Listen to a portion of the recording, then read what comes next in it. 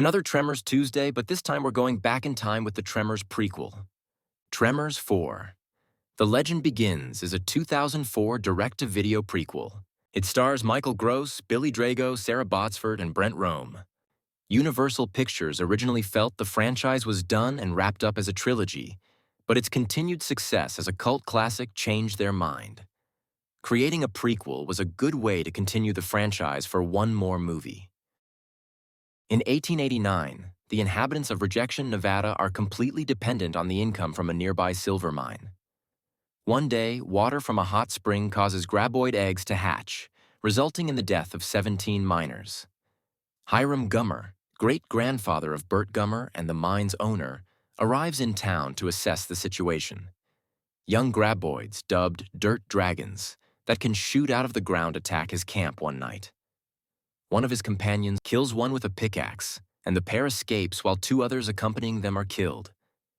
Inexperienced with firearms, Hiram puts out a call for a gunfighter and gets a response from Blackhand Kelly.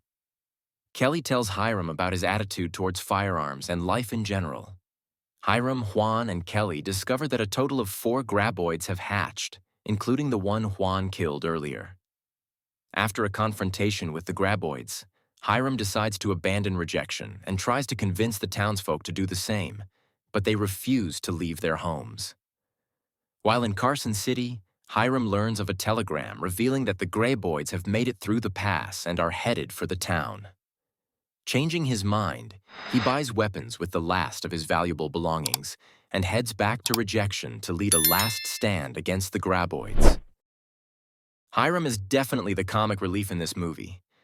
No need for a goofy sidekick in this one, as the townfolk have some good one-liners, or act as a good straight man to Hiram.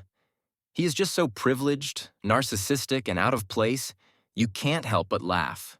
The character development is great. Everyone changes and grows in this movie.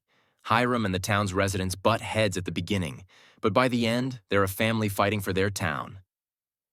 The final scene definitely shows the evolution of Hiram into what will eventually become the Burt Gummer we all know and love.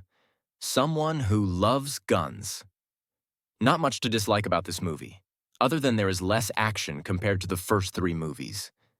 Fortunately, they make up for it with interesting characters and a good storyline. It's an easy 4 out of 5, but this one surprised me because I'm not much of a Western fan. But it made sense for this prequel. The weaponry is more limited, so they had to be more creative. It's a fun watch on its own or as a prequel. Now that we know Burt Gummer's family history, it's time to see where things are headed as Burt gets a new, unexpected partner in Tremors 5 Bloodlines. As always, here's a link to the Tremors Tuesday playlist so you don't miss an episode.